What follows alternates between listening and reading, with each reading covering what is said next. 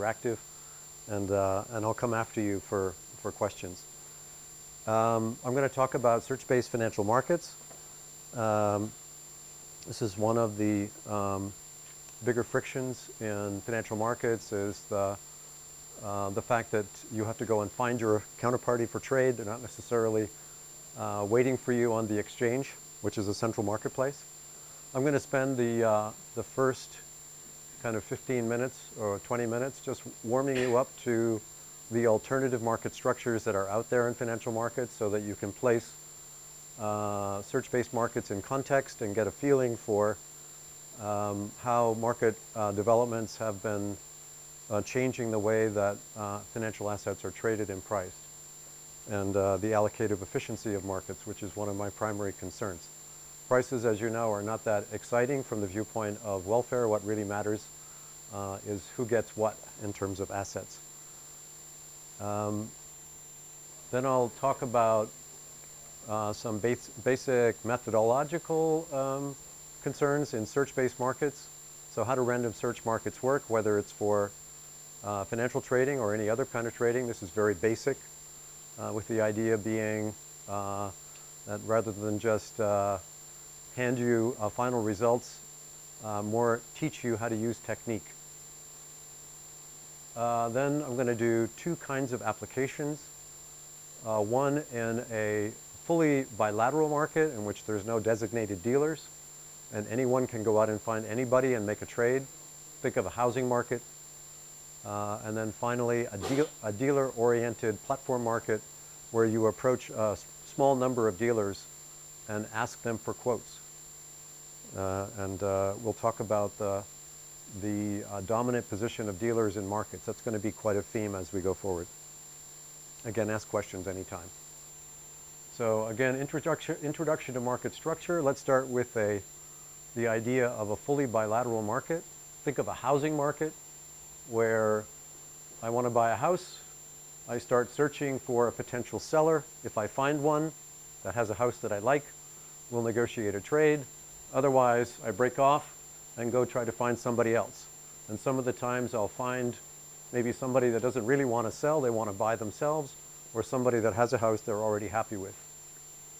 So the techniques that are used in this, in the theory side, are usually to let the number of agents in the market get very large so that you can take advantage of the law of large numbers, and makes it much easier for an individual agent to solve his or her search problem. Any questions so far? Yes. Please. Question? Yes? N. N means not active. So right now you're neither buying nor selling.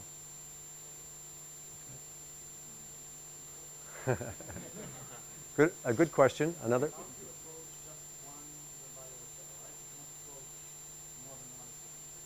Good question. So there are markets in which you can kind of cluster a few at a time, like the farmer's market, where you show up and to the tomato stand, and there's maybe 2 or 3 people selling tomatoes and 2 or 3 people buying tomatoes, or maybe you're all negotiating over the price of a painting. So yeah, that can happen, but the standard models don't use that yet. There are a few I can tell you afterwards if you want to look at that, and the same search-based techniques apply. And later when we talk about platform trade, well actually in a few minutes we're going to talk about a few dealers at a time supplying a price. So that's a great question. Yes? As long as I find someone below my reservation price, that's enough, or do I actually go around hunting a lot of people to find which one? Great question. So there are models in the literature where you find someone where there are potential gains from trade, and you might decline because there's a very small cost for finding someone with even greater gains from trade.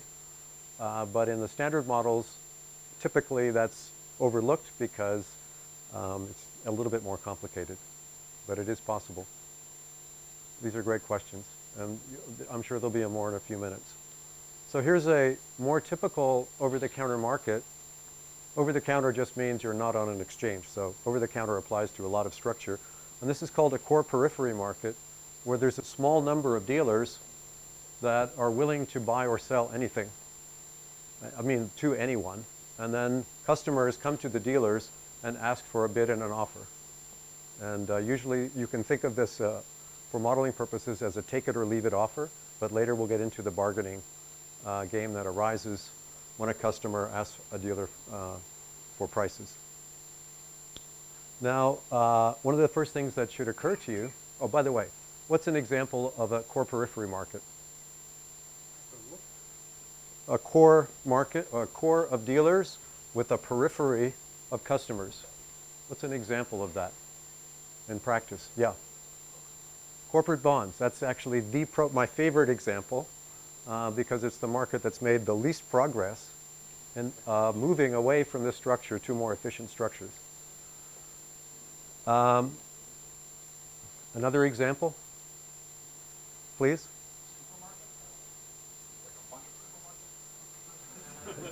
Yeah, you could think of these are supermarkets, but in my core periphery market, the dealers are perfectly connected with each other because when one dealer gets too much inventory, that dealer will lay it off with another dealer in a completely connected market. So the supermarket example doesn't work that well. Yeah. Mortgage dealers are very active. You go typically to a bank if you're an individual to get a mortgage. And if you're in a mortgage securities market, you go to a dealer for that. So those are good examples, yeah. An insurance broker, that's right. And insurance firms do lay off their risk with each other. Let's have some more. Used cars, yeah. In fact, that's another market where there is a secondary market among dealers. Any more? Let's think of some more financy examples. Repo, excellent. The interdealer market for repo, and then the buy-side firms are hedge funds, pension funds, insurance companies, commercial banks that are doing repurchase agreements that are financing transactions or investing cash. More examples. FX, foreign exchange. Let's have another one. Energy, commodities generally, oil, natural gas. Gold, aluminum. There are lots and lots of examples, and most of these over-the-counter markets are dealer intermediated with a very small number of dealers and usually a very large number of non-dealers, which are calling dealers and asking for quotes. Now, one of the first questions that should come to your mind is, why do we have a small number of dealers, and why do we have in practice 10 to 20 dealers that do almost all the trade in most of the markets that we just described? Okay, so let's talk about the trade-offs. How about just having one dealer? What would be a problem with that?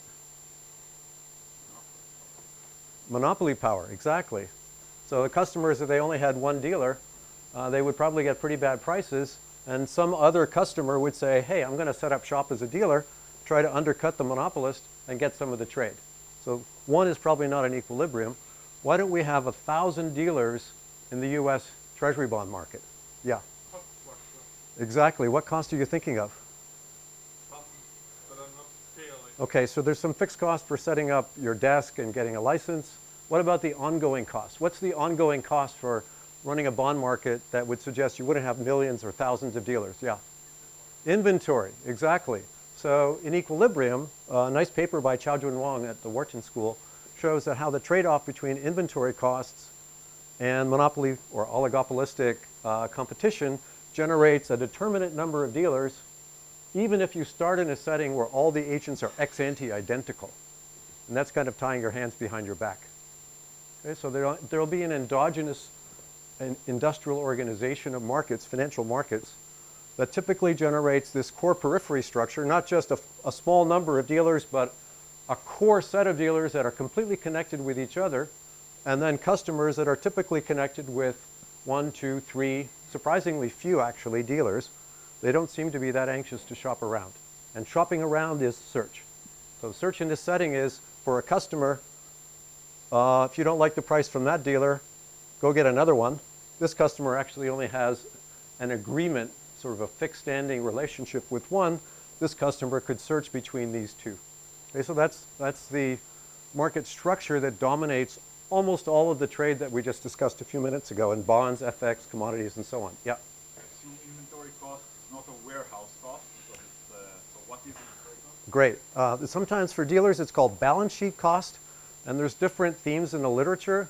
The one that I think is most powerful is the fact that these dealers tend to be highly levered, and there's a debt overhang problem.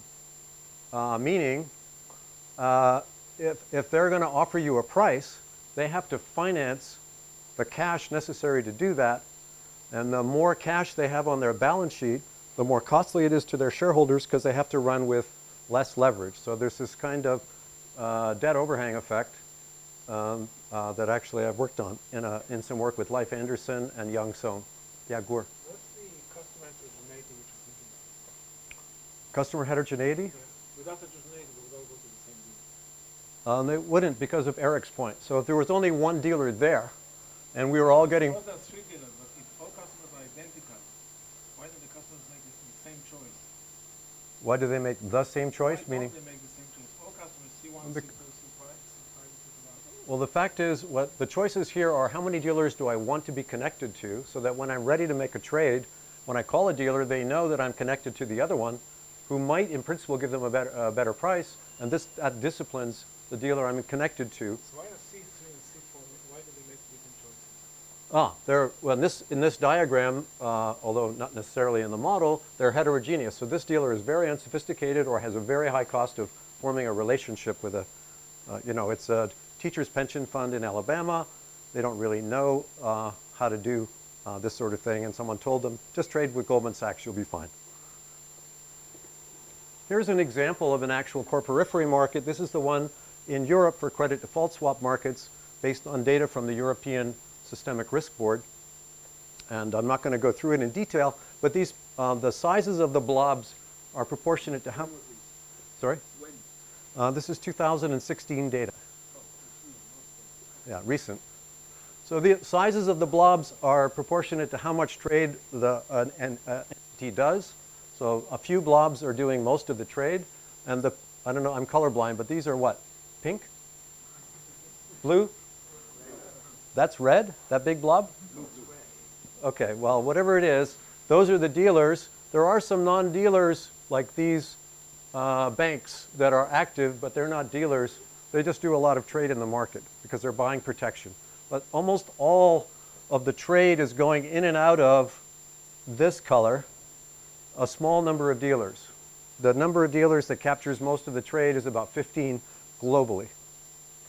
Here's some more examples. This is from a paper by Norman Schurhoff and Dan Lee at the Fed. And this is the core-periphery structure for municipal bonds. This is the core-periphery structure for asset-backed securities like CDOs. This is the core-periphery structure pre-financial crisis for interbank borrowing in the United States. The way this is drawn is already, you can draw this in different shapes. So it's misleading. I could draw the middle one the same way as the first one. It looks different. But Okay, so let me tell you. Okay, I'll tell you how. I didn't draw these. They're drawn by the respective authors, but I'll tell you how they're drawn in principle. They're drawn so that once you do more than a certain amount of trade, the size of the dot gets bigger, and the lines connect you if you've ever made a trade between those dots in the last n days, where n is some number which I forget. So here you have a few large blobs and a lot of people connected to them. Here you have a few large blobs, a lot of people connected to them, and so on. That's pretty much true in all of these markets. So here's the foreign exchange forward market, the CDS market, the same diagram I just showed you, and the interest rate swap market. So again, most trade that's not on exchanges in finance occurs in a core periphery setting with a very small number of dealers. And sometimes there's a second tier of dealers which are smaller, and then a third tier which are smaller yet, and so on. A question? Yes, does the position of the blob have any interpretation? No. It's just whatever software was used to draw them, put them in the middle of the picture. Yeah. The relative distance leader. Neither that. No. That's just whatever the software found most convenient. Again, different software for different authors. This is not my work. Okay, so what are the research issues that you all should be thinking about if you're thinking about doing work in this area of search-based markets in finance? Well, one is Allocative efficiency, by the way, these overlap, all of these topics overlap, but allocative efficiency, how effective are these markets in getting the gains from trade that are possible relative to some first best or second best notion? Next, how good are the markets are actually discovering prices and sharing information, which are closely related topics? Third, how is the market designing itself? And if you're a regulator, what might you do to make the market work better from the viewpoint of some efficiency notion? And then finally, what are the financial stability implications of market structure with respect to things like counterparty risk or crash risk, the ability for provision of immediacy to smooth out market shocks and so on. So these are what I would put in, there's many other issues. These are the top four that I would view as the issues you might be thinking about if you're working in this. Whether it's household finance and you're doing housing markets, microcredit, bonds, foreign exchange, even equities trade a lot in an OTC market, as I'll explain. So just to give you an idea of the relevance of these markets, over-the-counter markets handle the majority of traded assets. So I know that most of us are trained in finance. Most of the first empirical work you see is about equity markets because there's tons of data and because equity markets are very informative about changes in the prospects of US corporations or foreign corporations. However, in terms of who's doing the work for finance, it's not equities. It's typically over-the-counter markets for bonds, commodities, real estate, and so on. And to give you an idea, 92 trillion outstanding amounts of financial assets are in the form of bonds, which are almost all traded over the counter. 200 and some trillion in real estate. This is the amount of value, market value outstanding. Yeah, globally. That's the estimate. Of course, this could be, who knows? That's not my data. It could be wrong. But it gives you an idea of order of magnitude. Of the amount of derivatives in the world, about 88% of the 600 trillion notional amount is traded in over-the-counter markets. Equities markets are very large. A non-trivial fraction of those equities are traded in, not on an exchange, but in the over-the-counter market. And you should don't think in terms of each financial instrument is either traded on an exchange or it's traded OTC. Most financial instruments that are available on an exchange are also traded OTC. So that if you're a very large hedge fund and you have a big block of an equity that you want to sell, you're only going to dribble a little bit into an exchange and you're going to call dealers and lay off that block OTC with the dealers.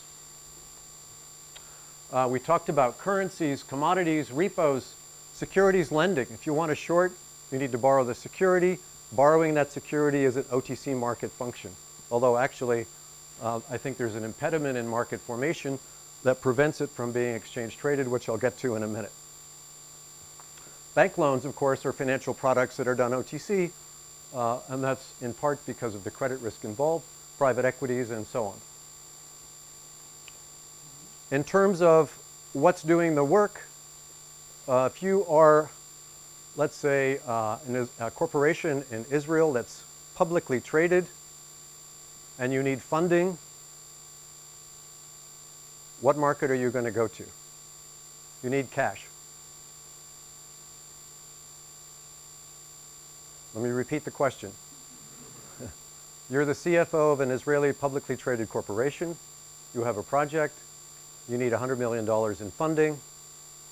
And you are, let's say, a typical median kind of Israeli corporation. Where are you going to get the funding? You're going to issue bonds or bank loans. Why hasn't anyone mentioned equities?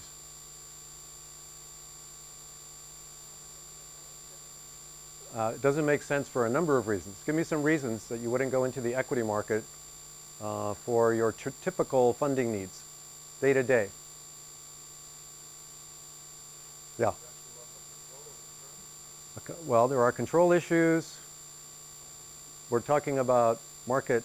Okay, so let me help. There's a pecking order that suggests that to the extent that you need funding, it's typically more expensive to get it. for your legacy shareholders if you go into equity markets. There's also more adverse selection issues involved in getting funding. So in terms of the workload that's done by financial markets for corporations, most of it happens in OTC markets, whether it's loans or bonds. So understanding OTC markets is very important if you want to understand how governments, which don't issue equity, or corporations typically get their funding. I want to emphasize that a very small number of dealers, almost all of which are associated with banks, and they're in the same bank holding company or they are the bank itself, are handling most of the trade in the over-the-counter market. Whether it's FX, bonds, commodities, securities lending, and so on. And I want to talk a little bit more about that market structure. I've been involved now, I'm on now my second case as an expert witness in litigation, private litigation, suggesting that the small number of dealers that intermediate most of the OTC markets have limited the migration of trade onto exchanges because they have a vested interest in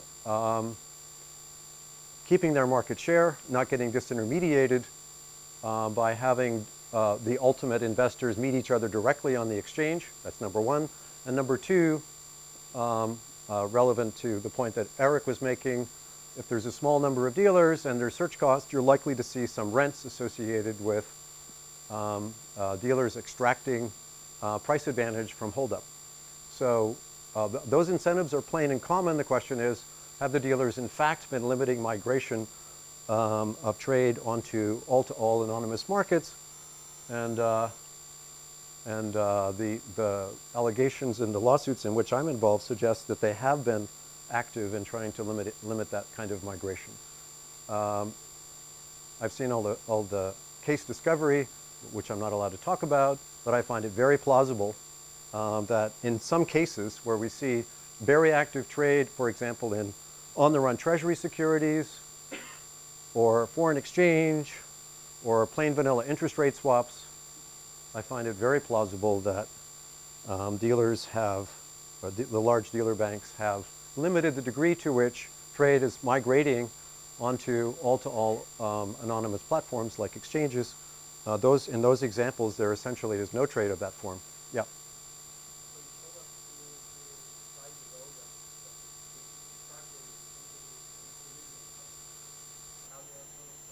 Right. It's not an equilibrium structure unless you include some form of, let's call it collusion to use the legal term, which limits the entry by an exchange operator that says, hey, this is a simple instrument, it's trading thousands of times a day, it's plain vanilla, very standardized terms. Why don't you trade on my exchange rather than playing in this market where the dealers have some pricing advantages? So yeah, the work that I mentioned here by Xiaojun Wang assumes no exchange. But you could imagine, and I haven't seen any research of the form that I just described, you could imagine another kind of equilibrium in which collusive behavior is possible. Yes? In this regard, is there a scope for a cooperation between the fee and the customer? Well, that you could imagine there's a coordination issue here where no individual customer is willing or interested in bearing the cost of overcoming this coordination failure, for example, suing.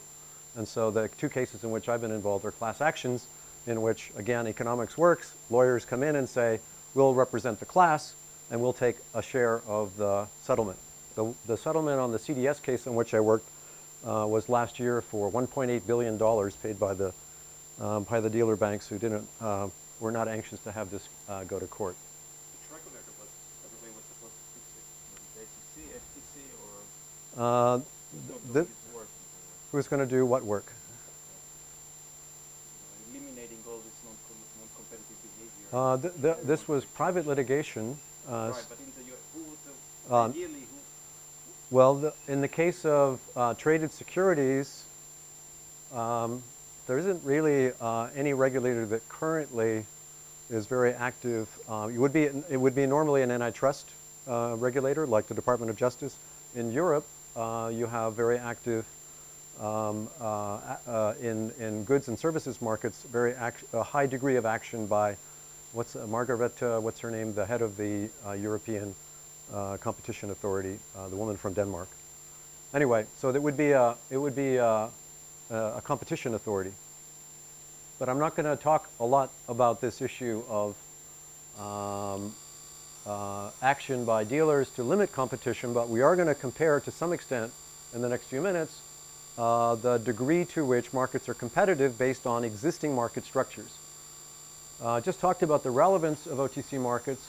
What are the impediments to market efficiency for a given OTC market structure? Well, again, if you want to conduct trade in one of these markets and there is no exchange, you're going to have to search. And every time you search, you're incurring another cost. So when you get to a dealer who knows that you have to search, the dealer has a bit of a hold-up advantage over you. And the dealer may know the going price that you don't know.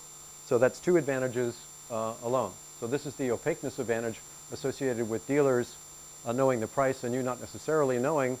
Let's say Eric is our customer, calls me, the dealer. He doesn't know that I know what the going price is, and I might be offering him a price knowing that if he doesn't take it, he has to go search, and he may not be aware that he could do much better than the price I offered. A lot of literature in this area, both theoretical and empirical.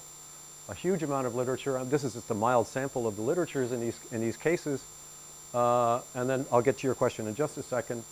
I talked about the work by Qiaojun Wang on dealer formation, and then there is some work on exchange migration, although not of the type that I mentioned. And then we already discussed the issue of dealer balance sheet space costs. Now a question. Yes?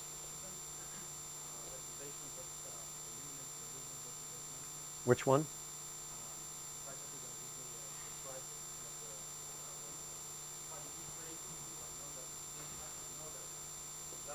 Yeah.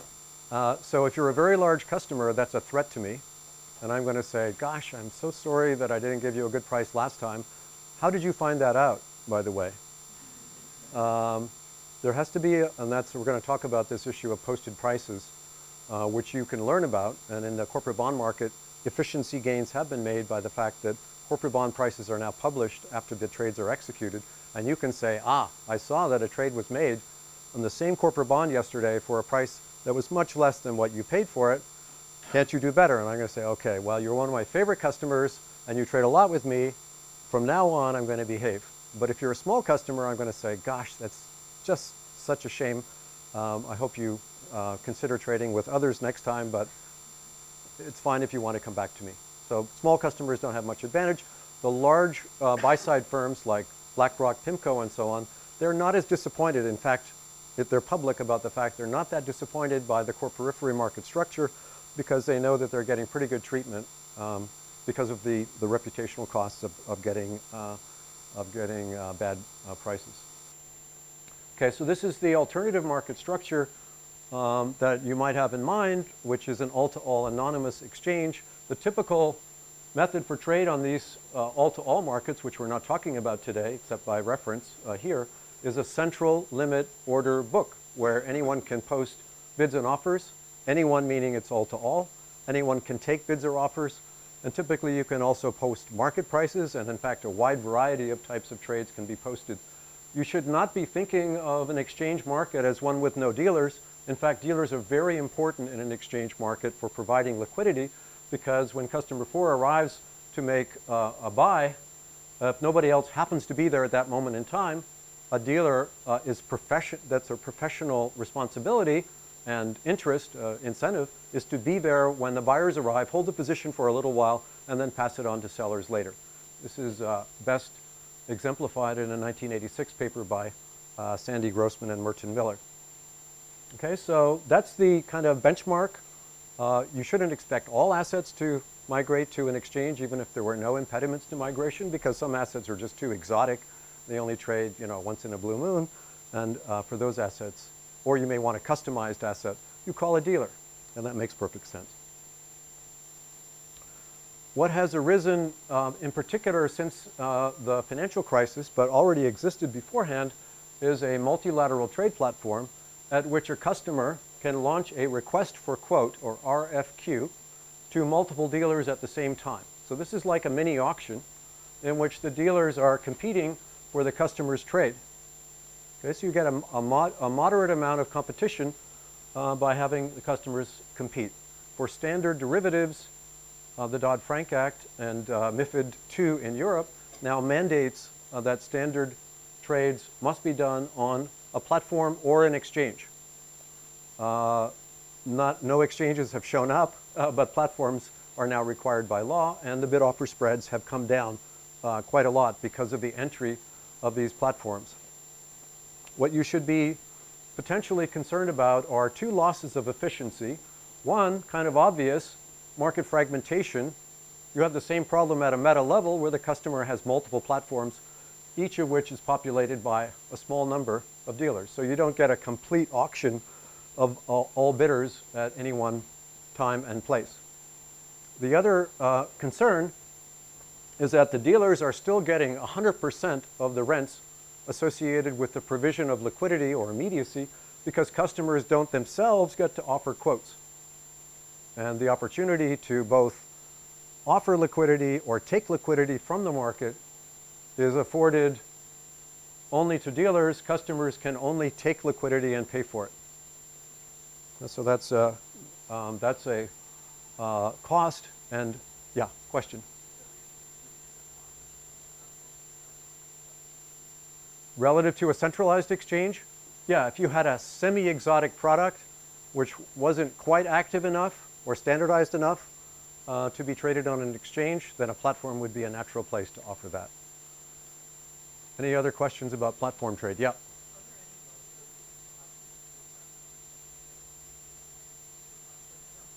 One big platform you would have guessed to be better. There are some costs because now multiple dealers, you would, there's less opportunities for, let me give you an empirical example. So this is what you're talking here. We combine these platforms into one. Now we get an auction among more dealers. Typically, you would get a more efficient price if that were to occur. But that's a coordination issue, getting those platforms to cooperate with each other. And now there's still opportunities for another platform operator to innovate, say we have a better trading technology, we offer a better suite of products, better software, better screens, we have better dealer arrangements, come to our platform. That's good, that's innovation. But the dealers don't have any incentive themselves to encourage this to happen. Yes, Eric. Who sets up these platforms? There are independent platform operators? Great question. So there's two situations that come up. One is an independent platform operator. That's, let's say, a Reuters or a Bloomberg. And the other is the dealers decide that they should have a platform. So they put up the capital and they sit on the, basically have control over those platforms. And both exist. And would a given dealer be slotted into a single platform, or could you be on multiple platforms? You can be on multiple platforms. Yep. Yeah. Here's an example in which dealer 2 is providing quotes on both of these platforms. So platform trade is a good innovation. It's taken us from the fully bilateral, core-periphery market into a setting in which there's some degree of competition, reducing the holdup problem, but not fully curing the inefficiencies associated with the dealers providing all of the immediacy, which is what we have here, and still in a relatively opaque or search-based market. Question forming over here? No? Okay, I mentioned a little while ago, we don't from the viewpoint of allocative efficiency, we don't really care so much about price because it's a transfer. Whatever I pay too much of to Eric, he gets the excess. So there's no loss there. What's the loss associated with the low degree of competition, wide bid offer spreads that show up in these OTC markets? What are the costs? Volumes of trade, yeah. And it's not just when I enter, will I, in fact, eventually conduct a trade. Is the market so inefficient that I decided it's not worth it? I'm not even going to bother conducting a search. And that's going to come up tomorrow morning when we talk about dealer intermediated platform markets. The main benefit of providing more transparency to the market in that model with Piotr Dvorak and Haoshang Ju is that with improved price transparency, you get more entry by customers searching for trades because they know when it's a good time to buy and when it's not a good time to buy. Any questions so far on market structure? Yes. So housing market, second-hand, why does it transform into a core-periphery market? Why does it stay there after? Very good question, and I think it has to do with the extreme customization of houses and the fact that you actually want to go and visit the house that you might buy, whereas if it's a treasury bond, you can launch an order from here to New York or Chicago. Why is that? Why is that a reason? Like, Because it lowers the costs of search to have a centralized, to the extent that it's possible to have a more centralized marketplace. But as far as I know, people haven't looked much into the question you just asked. But you would kind of guess based on intuition that housing markets, consumer preferences are so heterogeneous and the housing stock is so heterogeneous and the costs for searching are sufficiently large. Those costs are lowered, by the way, by agency brokers, but typically you're still individually negotiating a price with the seller through the help of an agent broker. Yeah.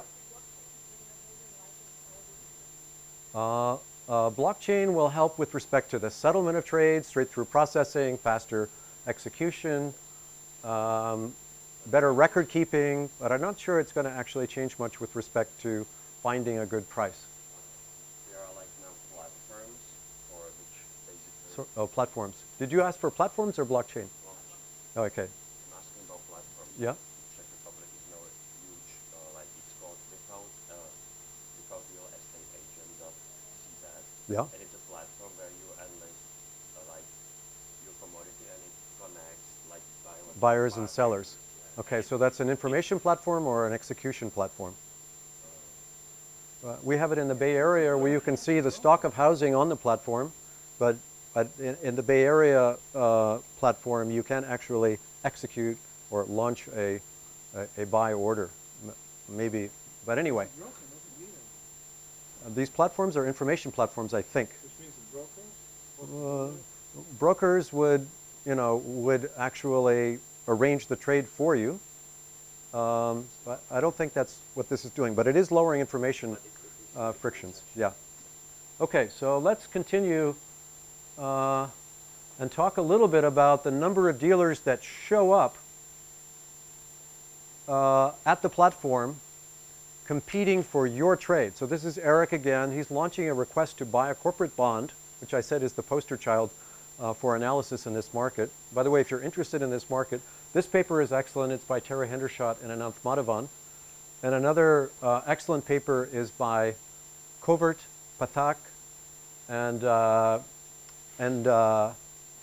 Asquith, an MIT working paper. And these assist you a lot in understanding the weaknesses in the market structure for corporate bonds. Anyway, Eric is our prototypical buyer. He's launching a request for quote on an electronic trade platform. And what we have here is, on the horizontal axis, the number of dealers that show up to offer Eric a quote, and on the vertical axis, the estimated cost, according to these authors, of how much Eric paid to execute above and beyond the mid-market price. And as you can see, there's not unsurprising relationship here. As more dealers show up to compete, you get lower execution costs. And this is controlling for a lot of other stuff, whether it's investment grade or high yield, and for the type of bond and many other things. So the idea is competition really does reduce trading costs, and that increases the incentive for Eric to look for a trade when a trade might be beneficial for him. Corporate bonds trade very infrequently. The median time between trades of a given corporate bond, anyone want to guess, is it 2 seconds, 2 minutes, 2 hours, 2 days, 2 weeks, or 2 months? 2 days. That's the median time across CUSIPs for intertrade time. So corporate bonds are not frequently traded. That's not always been the case. In the 19th century, corporate bonds were traded on exchanges. Equities were traded OTC predominantly. So it's flipped. And I still don't understand exactly what's caused that flip in market structure. You might guess that since equities are more adverse selection and bonds are less adverse selection, that you would get the opposite flip, but I didn't get that. Here's the sort of typical current OTC market structure for most of the types of financial instruments we talk about today, where you have customers. This is our customer Eric. He might be calling a dealer. Another customer might be launching a request for quote on a trade platform. Some customers have multiple dealer relationships, some don't. And in the interdealer market, they can lay off trades bilaterally with each other, or as in many cases like treasuries, FX, and other markets, the dealers themselves do have an exchange market. This is a bit strange.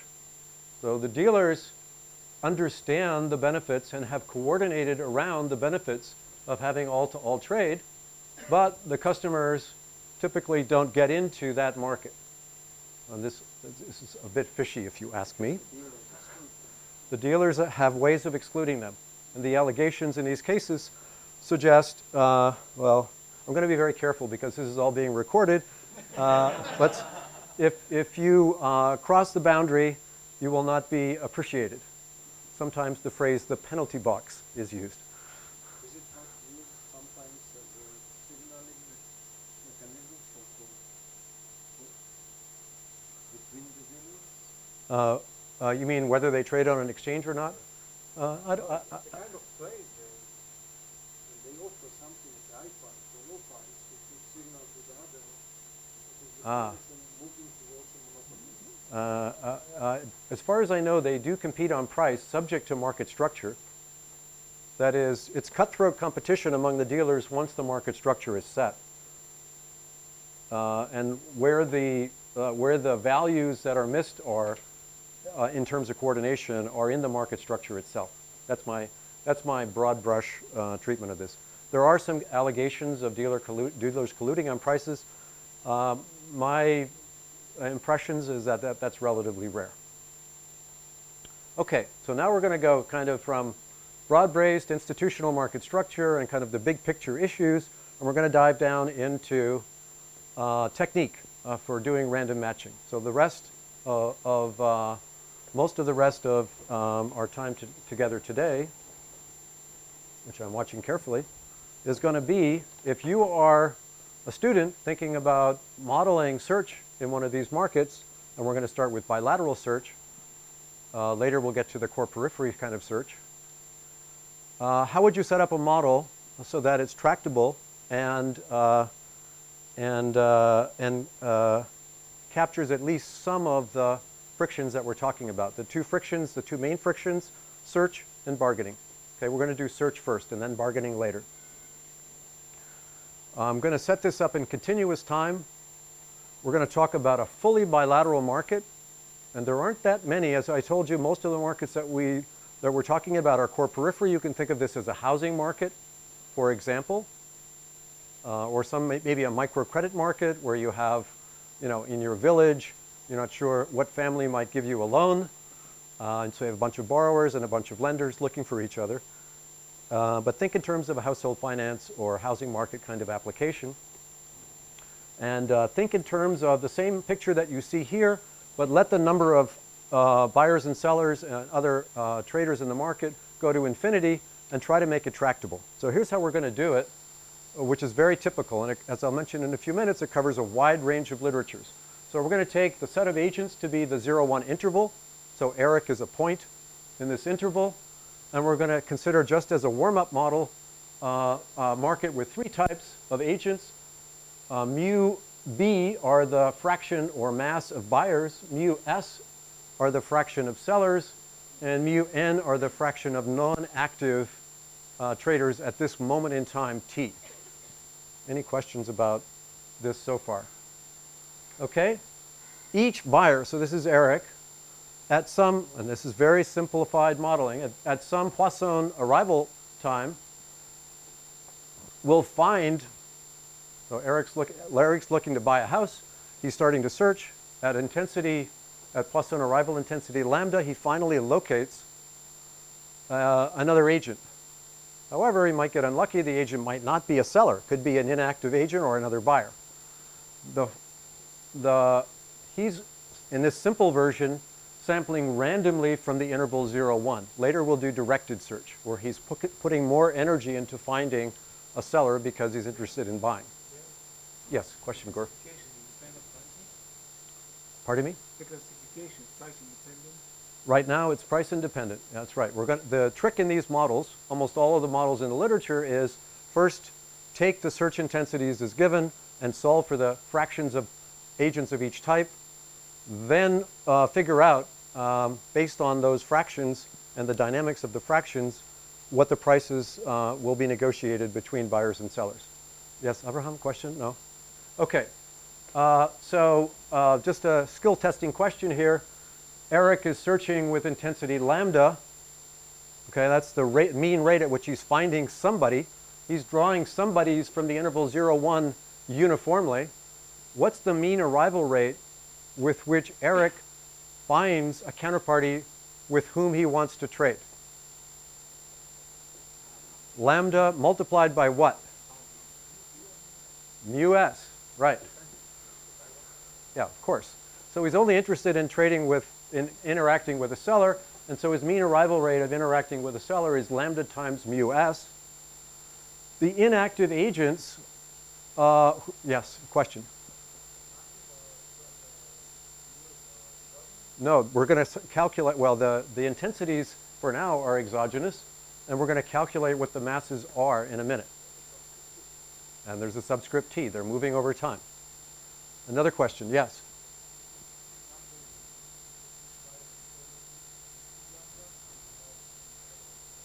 So there's two conventions that are used in the literature.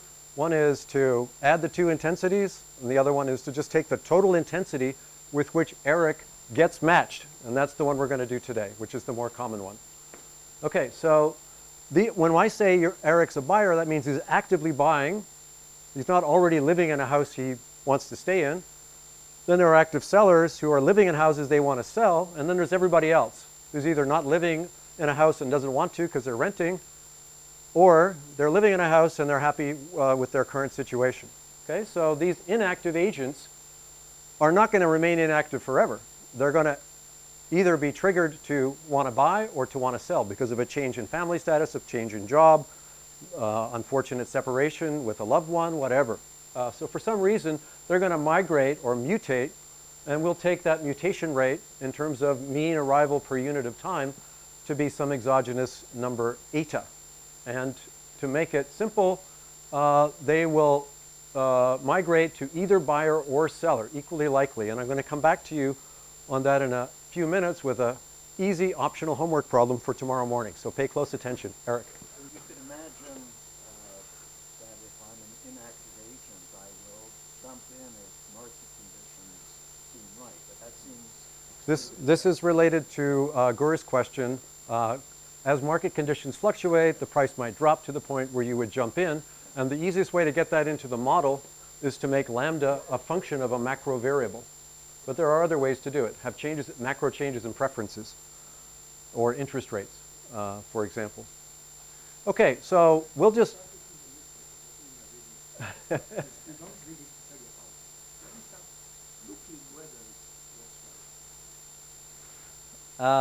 Correct. Okay, again, in answer to Gore's question, we're going to jump over the negotiation step for now and look for a model in which whenever Eric wants to buy and he finds someone that wants to sell, they will find it optimal to conduct a trade. And in fact, in the standard kind of Ariel Rubinstein's work, that will always happen. They will end up trading. And we'll talk about that, the variations on the Rubinstein model in a few minutes. So for now, let's just jump right into the assumption that we're looking for an equilibrium in which whenever a buyer and a seller meet, they're each wanting to trade, they will trade. And therefore, they will become inactive. And now we can start writing down the dynamic equations for the masses of agents of each type. So let's do first the mean rate of growth of the mass of buyers in the market. Okay, so here we go. first, Eric is searching with intensity lambda. You all agreed a moment ago that he's finding counterparties at the rate lambda times mu s, the mass of sellers in the market. There is a mass of mu b of people like Eric in the market. So there's an out-migration rate, a drop in the mass of buyers at this total mass rate minus lambda mu b times mu s. Now, don't let me go ahead unless you get that, because you won't be able to solve your homework for tomorrow and you won't be able to write a paper on this topic unless you get that first term right, because this is the key term. It's the interaction term that says, again, the mean mass rate at which we're losing buyers because they're trading is the mass of buyers mu b times the mean rate at which each buyer conducts a trade. And that mean rate for a given buyer is lambda, the mean rate at which they find anybody, times mu s, the probability that the person they meet is a seller. Let's talk about that first term. Any questions? Okay. Well, you know, none of you asked about the law of large numbers. You should have. We're going to need to use that. I'm going to come back to that in a few minutes. But here we're assuming that everybody is searching independently of everybody else. And by some sort of law of large numbers, which I'll tie down very rigorously in a few minutes, it indeed turns out that the law of large numbers does work at this level of a continuum of individual searchers searching independently. And we'll be careful about the term independent. I'll come back to the measure theory on that in a few minutes.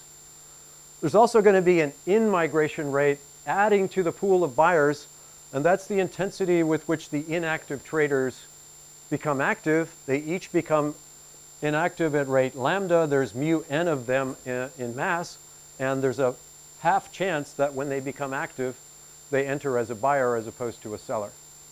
You get the exact analogous equation for the mass rate of change of sellers, just exactly the same, but flip the terms. And then I wouldn't really need to tell you how to calculate the remaining fraction y, because they have to add up to 1. The total masses have to add up to 1. Yeah, and the derivatives, because the total mass is constant, the derivatives have to add up, but you could actually do it from first principles. Here are the trades that are occurring at this mass rate. Every time a trade occurs, the two agents become inactive. And then this is the out-migration rate associated with mutation of inactive agents in the model. Okay, so here's your homework assignment. Optionally for tomorrow morning, only those interested, send me an email, duffie@stanford.edu, if you want me to look at it. I want you to calculate the steady state masses in this model. So that is, with what fractions or what masses of each type, if I start the market that way, will it remain that way? Those same constant masses for all time. Okay, so that's your homework problem for tomorrow. Part B, if I were to increase the rate at which the inactive agents become buyers from a half to a number larger than a half, calculate the steady state masses of each type. Let me repeat part B. Instead of inactive traders becoming sellers or buyers equally likely, suppose they're more likely to become buyers than sellers. Calculate, and you can pick a number, make it 2/3. Okay, suppose it's 2/3. Now recalculate the steady state distribution of the three types of agents in the market. There's something strange about that, though, because inactive sellers are created by buyers and sellers meeting. So Right. only one of those have a house. Yeah, so I'm going to do the 4-type version in a few minutes, but I wanted to keep it simple for now. You were ahead of me. Yeah, so this model is a little bit fishy. And so we'll do that model, the 4-type model, in a minute, which is actually the much more realistic, but still an abstraction of reality. And again, if you want to go further, you can make, as people have suggested, these rates lambda and eta functions of a macro variable, and then you'll be drifting towards steady state, and then the macro variable will jump, and then you'll drift again to a new steady state. Here's some examples of the research literatures in different fields, not just in economics, that are relying on exactly the same kinds of calculations that we did here. Okay, and this is just the continuous time side of the literature. There's another whole literature on the discrete time side, which is analogous and equally active, but a little bit more cumbersome for calculations. So we have monetary theory, and the first paper that I became aware of that does the all-to-all bilateral search with the continuous time law of large numbers is a work by Martin Helvig in 1976. But there's a lot of other work in monetary theory that relies on continuous time random matching. There's a large labor markets literature. Recently, a Nobel Prize was given in this literature based on these continuous time random matching models. There is a literature that's grown up in the last 20 years on over-the-counter financial markets because they, to some extent, suit this setting. There's a lot of science, actually. Genetics, epidemiology, that's the propagation of diseases. You know, when Eric meets someone and he has a cold, they get a cold, and then they both go off and meet others and they get colds. So we can use these continuous time random matching models to model the evolution of masses of people with a disease, and so on. Genetics, we won't go into sex today, but you know what happens when people with different DNA meet and they have offspring. Well, some of the standard literature uses these matching models with mutation also at the time of matching, which we're going to talk about in a few minutes. And then there's a big stochastic games literature in which there's random matching and continuous time. And then a big social learning literature in which when Eric meets someone, they share information. For example, they bid and offer the price, and each learns in a financial market one more bit of information on what the asset is worth, and then they would trade with somebody else. They'll update for the information that they got. But in many other literatures, there's a lot of social learning literature that relies on word of mouth sharing of information. Okay, so now we're going to actually put some math underneath what I just described. So we're going to justify those mass equations. But before I do that, any questions? Any questions about what we're doing? Again, this next part, if you're interested in market structure, industrial organization, asset pricing, that's not going to happen for the next 15 or 20 minutes. I'm going to formalize the math and generalize it so that you can then develop your own models based on your applications. Any questions yet? Okay, so here's our prototypical example. We're only going to take a finite number of types of agents, and everything extends to the continuum of types, but that's even more complicated. The initial masses of agents are in the simplex for that set of types, meaning the fractions of agents that add up to 1. And for each pair of types of agents, that could be buyers, sellers, for example,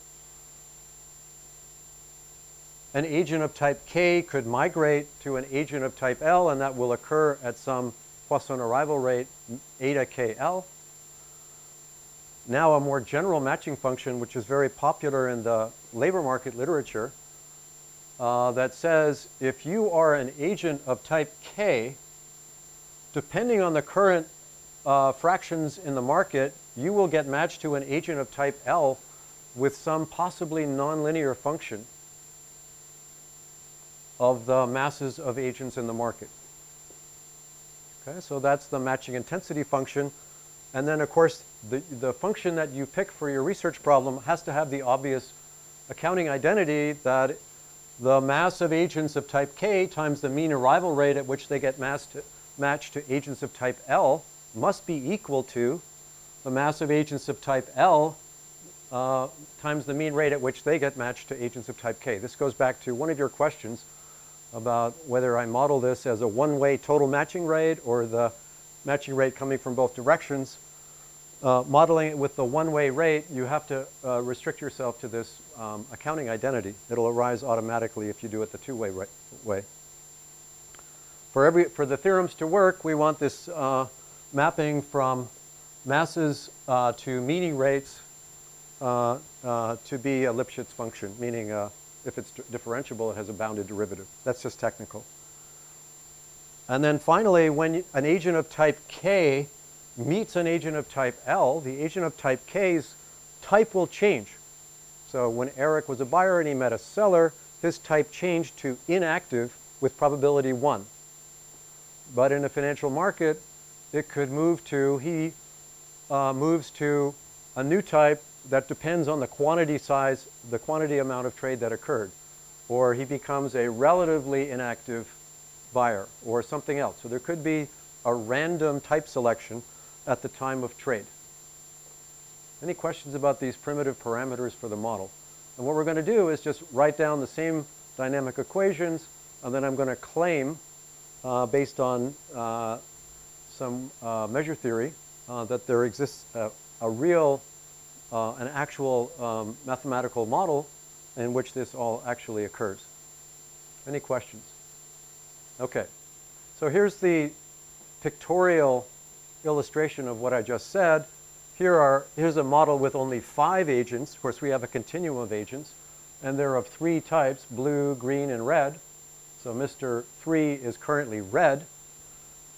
And in continuous time, it's hard to talk about a recursive structure, but just pretend for the moment that we're talking about a small time interval from t to t plus delta, where delta is a small unit of time. And think about this occurring in 2 stages. First mutation, then matching. So over a length of period, time length delta, the probability with which an agent of type K mutates to an agent of type L is delta eta KL. So we're going to draw these random events. We're going to assume independence across the agents. And in this draw, agent number 5 changed type from green to blue for some reason. Yeah, question? So eta is the endogenous function of theta and gamma? In your model, it might be for this presentation, it's just an exogenous rate. But you could endogenize these. The more popular thing to endogenize in the literature is the mean matching rates, because you will work harder to get matched if there's more gains for you to get matched at this moment in time. If gamma causes mutation, theta causes mutation, so how can eta not depend on it? It could. As I said, in a model where eta is allowed to be endogenous, you might say, given the matching rates in the market right now, I'm going to take more care to turn into a blue type agent because that seems to be advantageous today. But again, for this presentation, just take eta to be a constant. Okay, so if you think about it, I mean, continuous time is easy because you don't have to do it in steps. But if you think about it in 2 steps, think about it as mutation and then random matching. So in this draw, in this scenario, Mr. 2 got matched to Mrs. 4, and they turned into red types because of that match, depending on this draw, probabilistic draw of what happened when they got matched. So in a labor market setting, a worker got matched to a firm. This is typical in the model. The worker became inactive because they're not looking for a job anymore, and the firm stopped looking for workers. Maybe they became inactive. Questions, Abraham? The nice thing about the nice thing about continuous time is that you don't need to worry about order. It's all arriving at Poisson rates, and the chance that a mutation occurs at the same time as the match is 0 for you. So you don't need to worry about that. But to draw the picture, I draw it in 2 steps. And in fact, the proof, as you might guess, does it in 2 steps and then lets delta go to 0.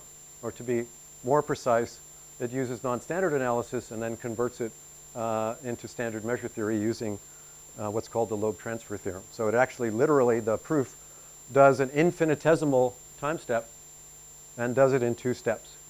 And because of infinitesimals, everything works out when you use Loeb transfers. But we won't talk about that today. Okay, I'm going to skip over some of the measure theory, but I do want to point out what it is, the objects that you are actually modeling, because as opposed to much of the literature which only considers the mass equations, I want you to think about Eric. He's Mr. I, and he has a specific type, alpha I, that's his type, in state of the world omega at time t. And that's the agent level object that we want to model. Okay? Any questions about what alpha is? It's some function. Alpha is a function on the set of agents, the set of states of the world, and the set of times. Take a good look at what alpha is. It's Eric's type. He's Mr. I in state of the world omega at time t. So that's one of our solution objects. It's the agent level type function. And then we also want to keep track of who Eric got matched to. So his latest counterparty is called pi of I omega t. That's the last agent that he was in touch with. It might have been Gur. Okay? Any questions about pi?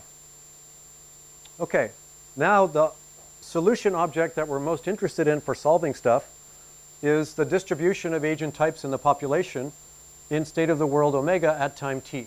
And that mass distribution is just the set of fractions of agents that add up to 1 across types. Again, stop, make sure that you can unravel the notation. Okay, I'm not going to ask you for homework to prove anything about this. I just want you to get the notation. Okay, so we're interested in knowing whether at the agent level we can in fact build a model that satisfies those differential equation for agent mass types almost surely.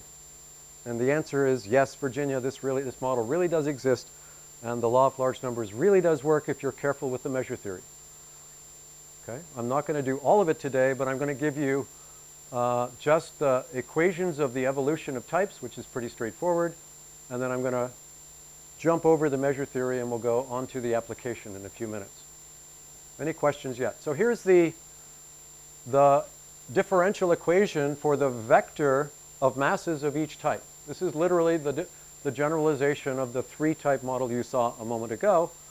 And before I write it up here, let me go down to Eric's rate of migration. So Eric is currently of type K.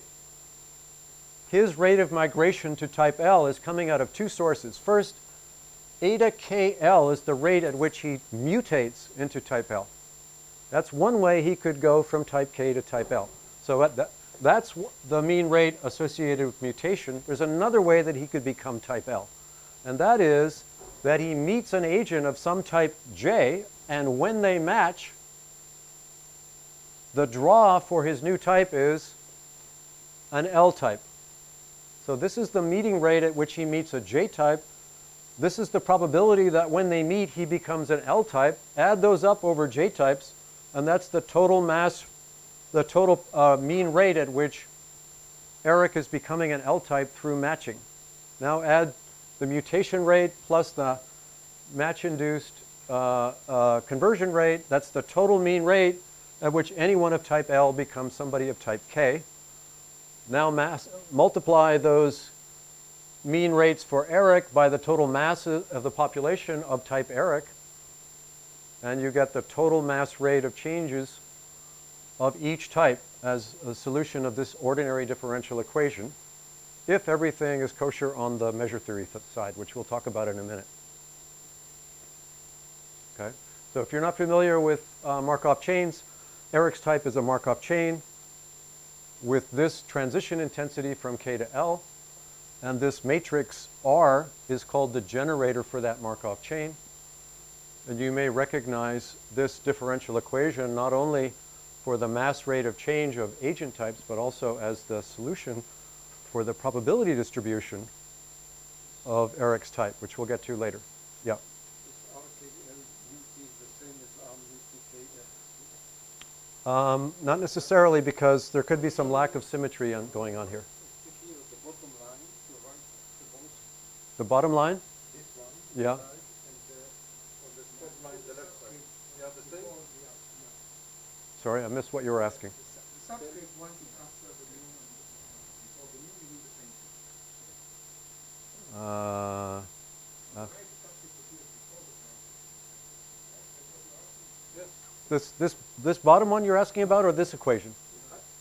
the right, the bottom right, This one? and the left. Yes. And the left? There. No, and the left. He wants the KL to be at the end of the line, not where it is. He wants the K. We've got different locations of Of the the subscript KS. on the right and the left side of the equation. Right side. Ah, The question is this term you mean the same as this one? yes, literally the same. Yes, But the subscripts are in a different place. There is a commutativity. Oh, Yeah, sorry. I get you. Here it's the RKL element of this matrix, and here it's the function RKL. Yes, fine. Yes, correct. Thank you. I'll fix that. Okay, so basically we're modeling, again, the evolution of the masses of each type, and those masses satisfy an ODE if everything else works on the measure theory side. Okay, now I'm going to give you 1 minute on the measure theory, and then we'll jump over all the guts of it, and we'll go on to the asset pricing application. But before I do that, just reinforce, this is the mean rate at which Eric is migrating from type K, if he's already type K, into type L. And then using that information, we can write down a differential equation for the total rate of change of masses of each type. And then if I wanted to, I could give you a homework problem, calculate the stationary distribution. If you had all the parameters, you could do that. By the way, that need not be unique in the general case. It will be in your homework. Yes, a question.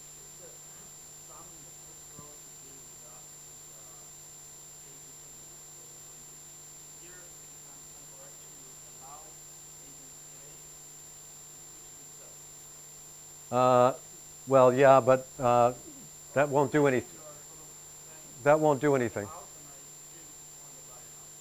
Yeah, but that won't change anything, because making eta kk non-zero won't change the distribution of types, because you just return to the same type. Any other questions? Okay, so now you're equipped to go home and write down your own favorite model for whatever it is, household finance, a commodity market, a labor market, and write down the equations for the evolution of masses for each type. Notice that even though Eric is moving at random, the population masses are moving deterministically according to this equation. And that's again because of the law of large numbers, because Eric is acting independently of almost everybody in the room. Who's the person with whom Eric is not acting independently? Other than himself? His match, right.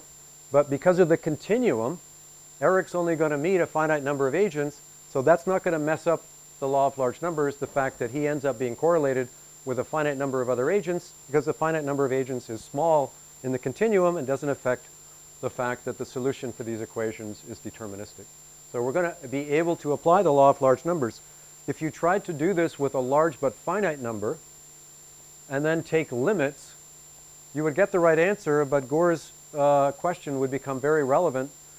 Your endogenous behavior would be very hard to model in a finite agent model, because you'd have to keep track of randomly shifting masses. That's why all of those giant literatures, labor markets, monetary markets, financial markets, science, social learning, why they all choose to use the law of large numbers, because it's unthinkably complicated for Eric to solve his dynamic programming problem unless he can view the rest of the world as moving deterministically in terms of masses, so that he knows his opportunity cost of not conducting a trade, for example, or he knows his opportunity cost for speeding up his search, which might be endogenous.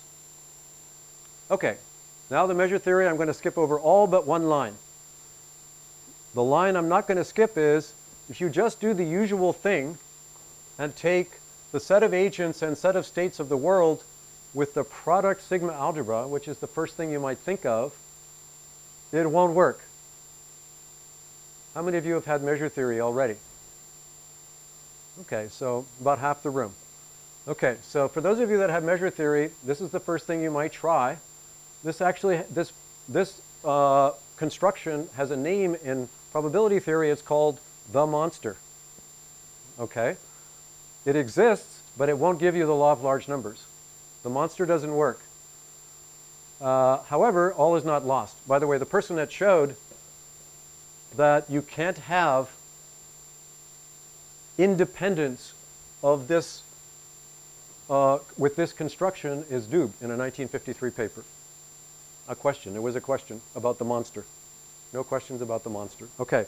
So because of the monster, we have to do something a little bit more. And the thing to do is to increase the number of measurable sets beyond this product space. Make sure that you get existence with the necessary conditions for applying the law of large numbers. And trust me, it all works. And it's been done in some papers that I've written with some collaborators, which I'm now going to jump over and go to an application unless there are any more questions. Okay. So yes, this is all possible. There was a question. Okay. So the works that do employ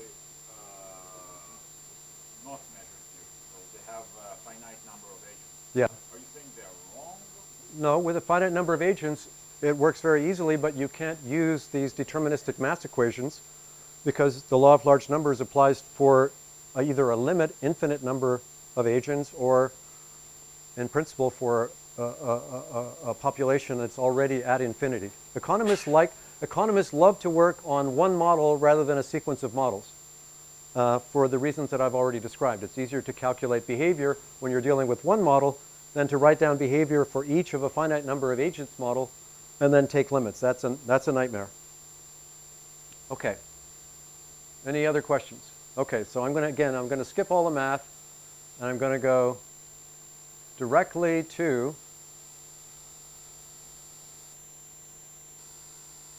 the results. In fact, the results are what I just told you. This all works. So I'm going to continue going. There is also a stationary distribution. Oh, okay. So now we'll go back into an application that you might not have thought about. Suppose the application is a labor market. So Eric has met his employer, Gur. Well, when they meet, as opposed to the usual model in finance, they stay together for a while. Okay, that's typical in the labor market literature, like the Diamond, Pissarides, Mortensen literature. And then after a while, they break up because Eric gets fired by Gur, or Gur goes out of business, or Eric wants to take a better job. Okay, and when they break up, they leave each other. And this breakup intensity is also subject to modeling, and it could also be endogenous. So there's a big literature that allows for that. And everything I told you still works at the macro level with the differential equations that would naturally arise with these enduring partnerships. What's an enduring partnership in finance? What's a financial instrument that keeps the two agents bound together for some non-zero period of time? It's not a treasury bond trade, right? Because when you trade the treasury bond, the buyer gets the bond, the seller gets the bond, they go away, they're not related to each other anymore. A loan. Perfect. The bank gives a loan, the bank and the borrower are tied together for as long as the loan is outstanding. Okay, what's another one in finance? Sorry? A VC investment. Yes, that's a good one. Another one. A forward contract or a swap contract. A lot of over-the-counter derivatives tie the buyer to the seller. Why isn't an exchange-traded derivative tying the buyer and the seller together? A futures contract on the CME. Why are they not? Why when Eric buys from Gur on the CME, why are they not bound together by the obligation to pay each other the deliverable on that futures contract? Because of the clearing corporation. Exactly. So that's the distinction between exchange-traded derivatives, other than the trading mechanism, from over-the-counter derivatives. There's no durable counterparty relationship between buyer and seller for an exchange-traded derivative. It makes a huge difference in terms of financial stability. Okay, lots of other generality, but now I want to talk about asset pricing. Yes, ma'am.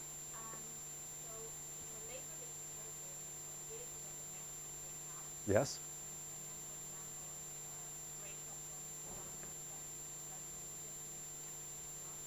Good question. What's an example where the breakup time is not known in advance? Default. Default. And you can have the combination of the two. You can have a deterministic breakup time, and on top of that, a random breakup time.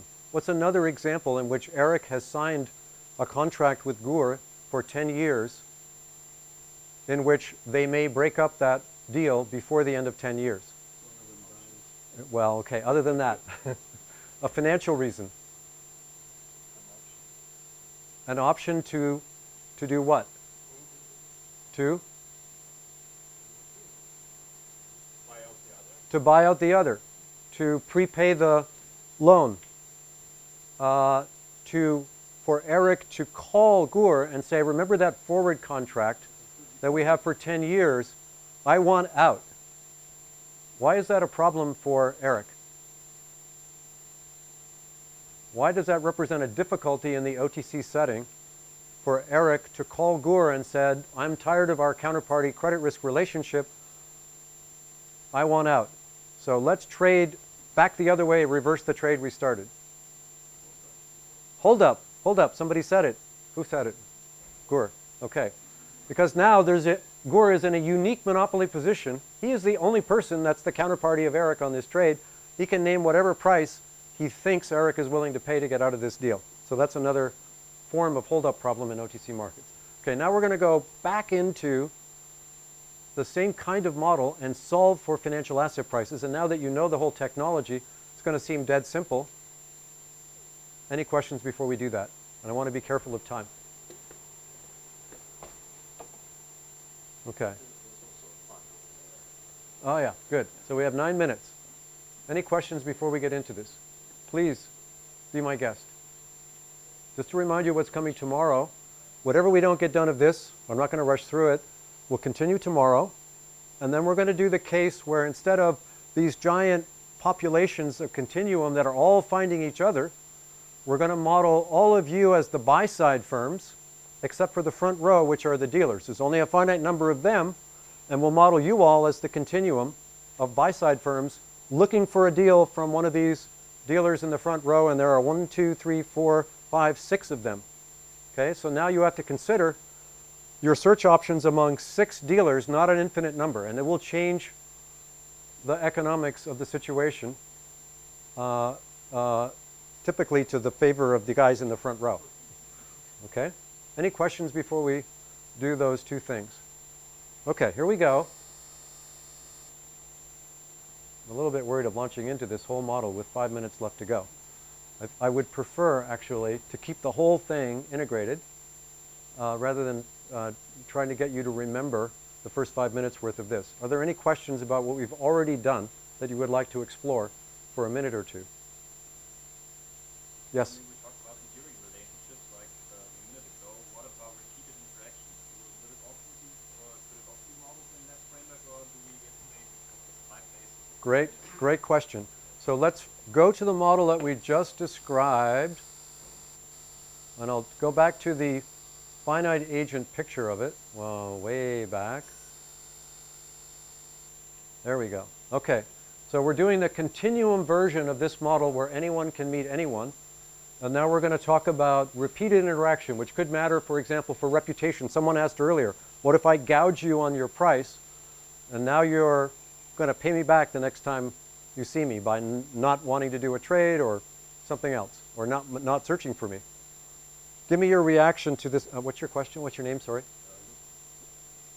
Lutz. Lutz asked a very good question. What are the implications in this search-based market for repeated interactions where reputation could matter, for example, or relationship could matter for other reasons?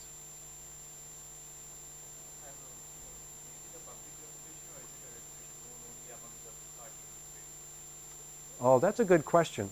So there's an informational implication. So if the trade that I did with Lutz, I gouged him, if he's able to tweet that Duffie gouged him, that will matter. So that will have a spillover effect. That could be part of his price. That could be. That's a great, I was about to say. If it were a public type, then the analysis you already have. Absolutely. So everything here is opaque. That's the way that this is being modeled. But there's no reason we couldn't liven it up with some probability. Lutz tweets to the world that he got price gouged, and that creates a reputational effect. Yeah? And thereby he's known as a whiner. Nobody wants to deal with him. But he's only a customer, and I'm the guy that suffers the reputational cost as a dealer. Okay. What I was planning to suggest, or have one of you suggest, is that there will be no repeated interaction between me and Lutz because of the fact that we're both drawing from a continuum, and the chance that I'm going to find him again is 0. And in fact, that's what makes all the math go so easily. But from an informational spillover point of view, it's a very relevant question. And in fact, I have a paper I should have thought of with Gustavo Manzu and Semyon Malamud, in which when Lutz and I meet, we share information privately, but we could also share information publicly, and that will affect the evolution of information in the population. And you can do all the calculations. It's just an extension of the same model. That's a great point. Any other questions about this kind of model? Yeah. Perfect. Okay. Perfect. So we're going to talk tomorrow morning about how, when Lutz and I meet, we bargain over the terms of trade. And we're going to talk about the Rubinstein model. We're going to talk about how to set it up in an extensive form game, and then derive the price at which we will agree to trade. And we're going to connect that to the Nash bargaining solution, which is a kind of axiomatic approach to bargaining, which is the program of Binmore, Rubinstein, and Walensky. So we're going to use all that machinery embedded in this financial asset pricing model. Another question?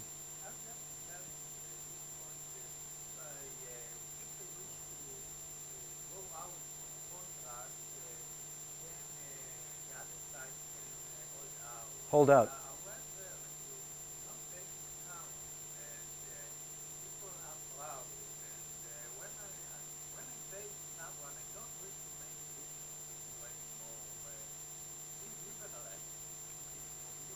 Yeah.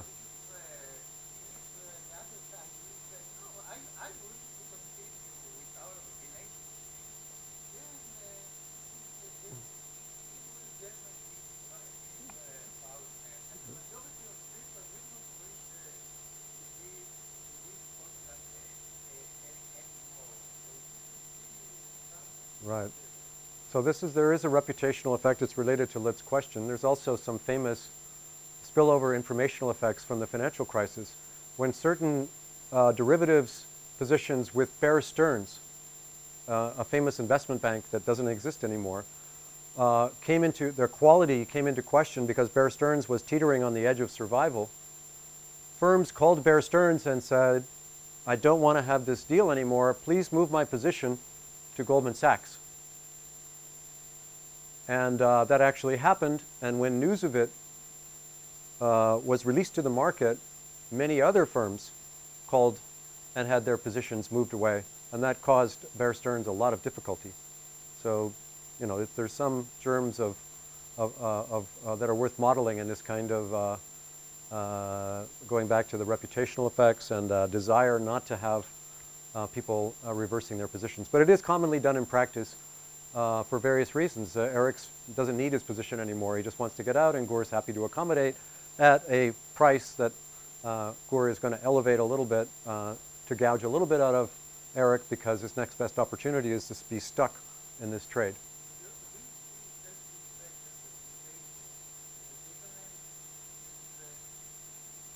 No, they're different, and I'm not going to get into the behavioral aspects of self-respect, but it need not be a case of self-respect. Eric could be openly in need of taking the cash that he had tied up with Gore and using it for something else, and it's a normal reason. But there could also be, a behavioral reason.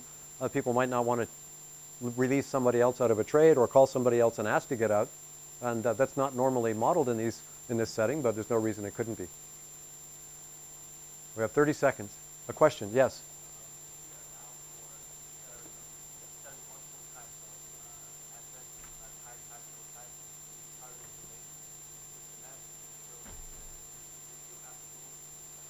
Yeah, so it's another paper I wrote with Semyon Malamud and Gustavo Manzu, not the paper I mentioned a moment ago, in which there's private information on each side. And the only way we found this kind of a model tractable was to use a seller's double auction or a buyer's double auction to settle the terms of trade. The bargaining approach coming out of Ariel Rubinstein's work is too difficult to model with asymmetric information. But a model in which we both write down a price at which we're willing to trade, and then if the price is crossed, a trade is agreed, that one can be modeled with private information about the asset type. Last question. Yes. So we started with both sides having a continuum of individuals, and tomorrow you want to talk about the situation where one side is a continuum and the other side there's only two agents. Yep. Is there anything like how there's an evolution from a situation where we have continuums on both sides. Yeah. So one side being Yeah, well, let me go back to the model of Qiaojun Wang that I mentioned. So in his model, the number of agents is large, and as the number of agents goes to infinity, and there are search costs in his model, it'll always turn out that the number of people in the front row that are dealers will go up, but it'll go up to a finite number. So the quantity of buy-side firms relative to sell-side firms should be viewed as a large fraction in practice, and it will go to infinity. The number of dealers will not go to infinity with the number of agents. But then his model doesn't start with the buy side being infinite and developing down, but it grows to That's the way that he models it. He doesn't actually model the continuum model. He takes a large finite number of agents and shows that as the number of agents grow, the number of dealers is bounded above by a finite number, usually pretty small based on the parameters. Okay, so we just exhausted all our time. I had a lot of fun.